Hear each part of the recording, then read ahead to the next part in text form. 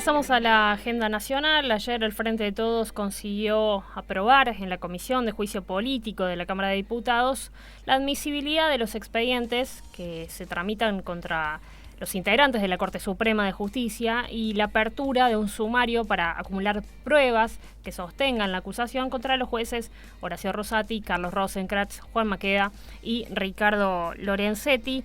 Vamos a charlar sobre esto desde el punto de vista técnico, no político, no partidario, y lo vamos a hacer con uno de los abogados constitucionalistas más prestigiosos del país. Está en línea con nosotros el doctor Andrés Gil Domínguez.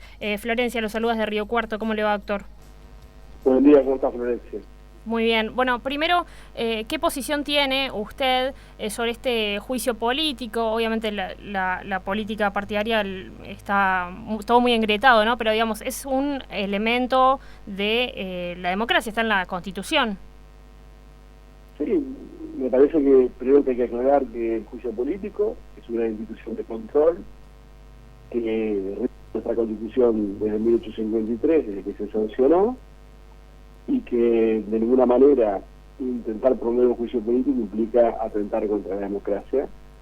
Por otro lado, yo creo que en el marco que se está desarrollando hasta acá, los elementos aportados hasta este momento no logran sustancialmente acreditar la causal de mal desempeño, porque la acusación está basada fundamentalmente en contenido de sentencias, y ya hay una jurisprudencia sentada de la Corte Interamericana de Derechos Humanos sobre que los jueces no pueden ser destituidos por el contenido de sus sentencias, y hay otras causales invocadas que me parece que están invocadas de forma prematura, como la eventual existencia de chats entre una persona de confianza de Horacio Rosati y el ministro de Justicia de la Ciudad de Buenos Aires, o ciertas irregularidades en la obra social que hubieran merecido esperar un poco más y ver cómo una investigación penal o una investigación administrativa da un resultado como para promoverlo.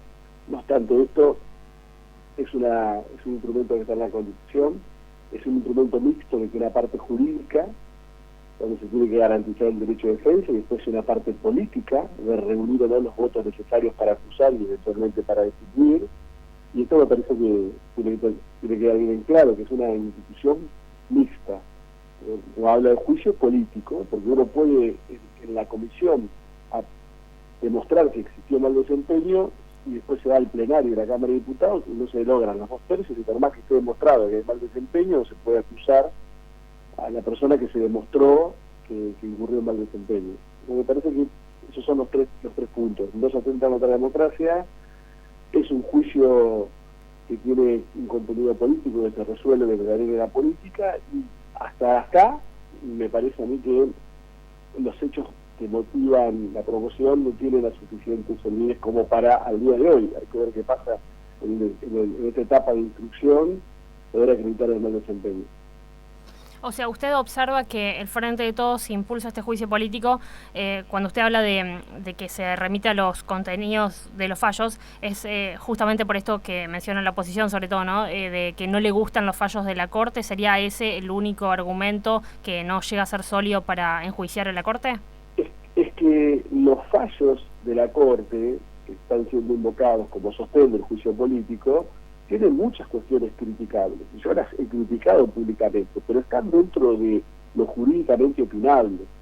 No implican un severo desconocimiento del derecho, no es que han aplicado leyes derogadas, sino que han hecho lo que la Corte viene haciendo de una forma distinta, y por eso para mí es jurídicamente criticable, pero está dentro de las opciones. Y cuando se están dentro de las opciones jurídicas posibles, el contenido de las sentencias no puede ser causal de remoción por mal desempeño, porque entonces nunca existiría la estabilidad de los jueces y juezas, la independencia del Poder Judicial frente al Poder Político, porque si cada sentencia jurídicamente opinable diese lugar a un juicio político porque a un determinado gobierno no le gusta esa sentencia, por más que sea jurídicamente criticable, entonces el Poder Judicial pasaría a ser un apéndice de los órganos políticos. Lo que argumentaba el presidente de la Nación para enjuiciar a la Corte es que, por ejemplo, en lo que refiere a coparticipación, hay una intromisión del fallo de la Corte en la tarea del Poder Legislativo. ¿Es así? La Corte lo que hizo es ejercer el control de constitucionalidad, ejercer su función judicial y dictar una medida cautelar. Ahora, yo la que he criticado es toda esa medida cautelar porque esa medida cautelar no tiene un sostén argumental que determine racionalmente por qué se le asigna a la Ciudad de Buenos Aires un porcentaje de 2,95 si hasta acá no se produjo ninguna prueba. El Estado Nacional no es insolvente, el gobierno de la Ciudad de Buenos Aires había restituido de alguna manera ese faltante con un impuesto local. Eso es criticable, pero es criticable como uno puede criticar, y yo que uso la profesión, muchísimas medidas cautelares que se dictan y que yo tengo que ir a apelar. Pero es discutible jurídicamente. Ahora, eso es mal desempeño. Es difícil que el contenido de una sentencia en un ámbito jurídicamente discutible sea mal desempeño. Claro. Y después, usted dice que estos elementos por ahora no serían suficientes. ¿Qué puede ocurrir de ahora en adelante? Digamos, ¿se pueden conseguir pruebas que realmente comprometan a los jueces de la Corte? ¿Usted cómo ve el futuro de este juicio político? Y hay dos cuestiones que se van a tener que dilucidar, que vamos a ver qué surge de las pruebas. Primero, si los chats existieron o no existieron. Por más que penalmente se haya cerrado esa instancia de investigación, también podríamos discutir cómo se cerró, de forma muy especial, muy rápida, muy particular, pero bueno, si está cerrada, esto no implica que no se pueda hacer una investigación de naturaleza administrativa de la existencia o inexistencia de esos chats. Si se logra demostrar con alguna prueba fehaciente que existieron esos chats, bueno, hay una situación y se logra vincular que esos chats están de alguna manera influidos por la presencia de Rosati, ahí está una situación distinta. Igual si logra surgir de la obra social, de la investigación de la obra social, que se cometió algún delito o que hubo algún tipo de irregularidad administrativa. Ahí estarías en un escenario distinto si se lograse probar, pero con lo que se tiene hasta acá, la producción del juicio político no es sólida en cuanto a sostener la acusación de mal desempeño. Uh-huh. Todo esto se produce, digamos, en un contexto de desprestigio del Poder Judicial, de la judicialización de la política y de la politización de la justicia también. Ahora, usted, en términos generales, ¿considera que el Poder Judicial en la Argentina, y en particular la Corte Suprema, tenemos un Poder Judicial imparcial en el país? Tenemos un Poder Judicial que falla en cuanto a sistema, porque se ha quedado anclado en una estructura y un funcionamiento analógico en mitad del siglo pasado. Lo que tenemos es ejemplos aislados de jueces y juezas de primera instancia, de cámaras, de distintos fueros, de algunas provincias, que funcionan mejor. Y que en la medida que un Poder Judicial funcione mejor sistémicamente, vas a tener mayor grado de independencia y de idoneidad. Nosotros tenemos un problema que funciona en el Poder Judicial Federal, un problema estructural, que no es encarado por ningún gobierno, que no es encarado como una política pública, que esa deficiencia lleva a grandes agujeros en donde es posible que por falta de eficiencia de algunas otras cuestiones no sea todo lo independiente y parcial y fundamentalmente eficaz que se necesita. Claro, porque uno recuerda, por ejemplo, el caso del Lago Escondido, que fue todo un episodio mediático también durante varias semanas, después se dejó de hablar y en materia judicial creo que no hubo novedades, digamos, no pasó absolutamente nada. No, la novedad es que la investigación siguió en curso y ahora pasó a Comodoro Pi. Claro. La novedad es que se va a seguir investigando en Comodoro Pi. Es eso, sí, se siguió investigando y hay que ver, bueno, qué surge de esa investigación. Uno, como un observador externo de casos que no tramita, que no lleva, lo único que puede hacer es ir analizando las distintas instancias, ir analizando la inacción. Pero más que eso no es posible opinar sobre esa cuestión. Pero para usted, ¿qué representa ese episodio de Lago Escondido, todo lo que se ve ahí?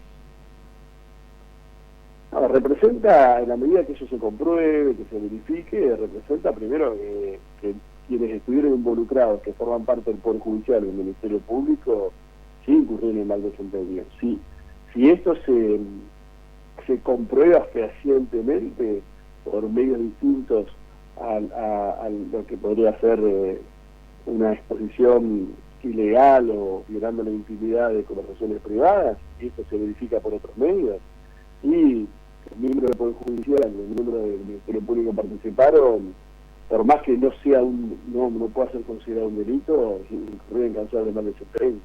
Ahí sí hay mal desempeño. Volviendo a lo del juicio político, para ir finalizando, ¿qué puede ocurrir con Lorenzetti en particular? Porque allí sí hay un apoyo de la coalición cívica, aunque por otros motivos, pero ¿ahí puede prosperar lo de Lorenzetti?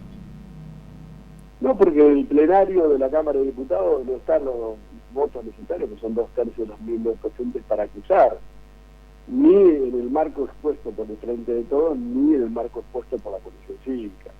Con lo cual, hoy por hoy no están los votos, y hoy por hoy ninguno de los dos planteos, que son distintos, puede prosperar en el plenario, pero ahí hay una respuesta también a esto de promover un juicio político atenta contra la democracia. Eso es que la coalición cívica está atentando contra la democracia, porque promovió un juicio político contra Ricardo Lorenzetti por causales también que no hacen al ejercicio de su carácter de juez, sino de aspectos de la administración del Corte Suprema de Justicia cuando fue presidente.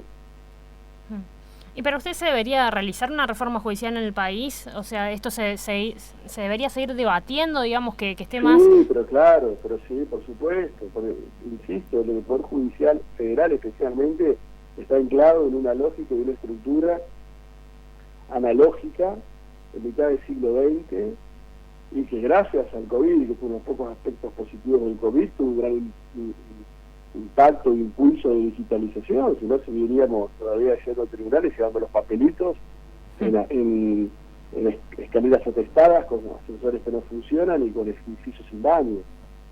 Pues sí, claro que hace falta, pero no puede haber una reforma del Poder Judicial si no existe un acuerdo político entre el gobierno y la oposición, sea con jueces que en ese momento, y que se convierta en una política de Estado.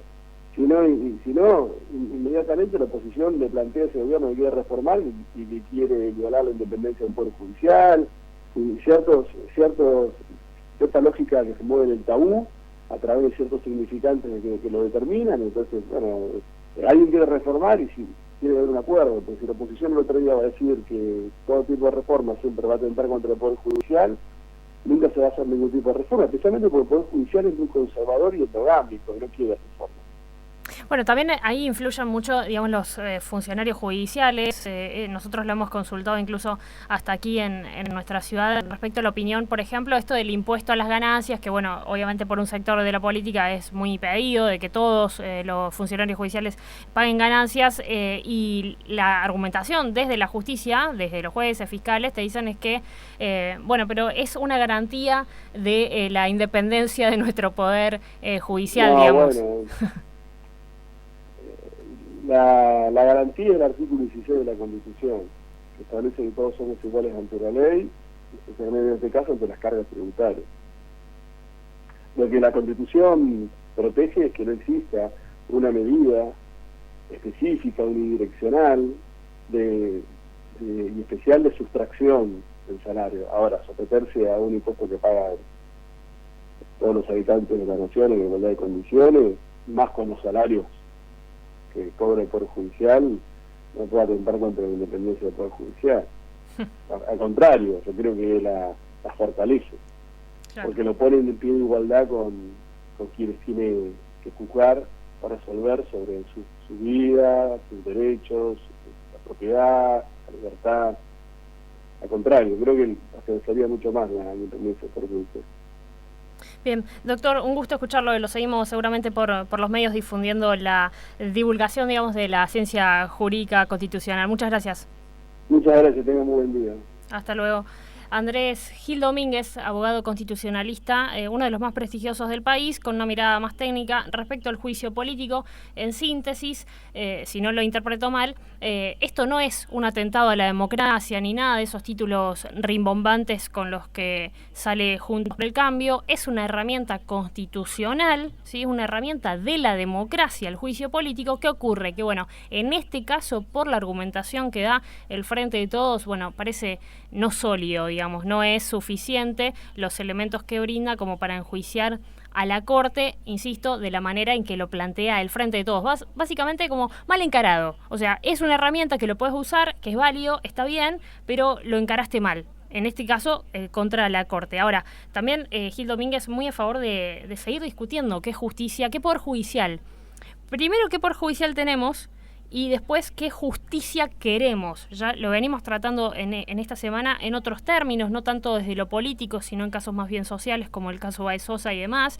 Hay que seguir debatiendo y cuestionándonos qué poder judicial tenemos, que son, o es el poder judicial más enigmático, el más anónimo, porque si yo les pregunto a cuántos jueces o fiscales conocen de la ciudad, de la provincia, del país, pueden llegar a mencionar 5 o 10. No sé, políticos seguramente tienen muchas caras en sus mentes, por eso, justamente porque el Poder Judicial es el más anónimo, el menos popular de todos. Bueno, hay que seguir preguntándonos sobre esto, pero el juicio político que se está llevando a cabo, además de que no tiene la correspondencia en términos numéricos, ¿no? Porque no va a prosperar, ya que se necesitan 2/3 de la Cámara de Diputados, pero bueno, es un debate que propone el Frente de Todos, aunque sin llegar a buen puerto parecería.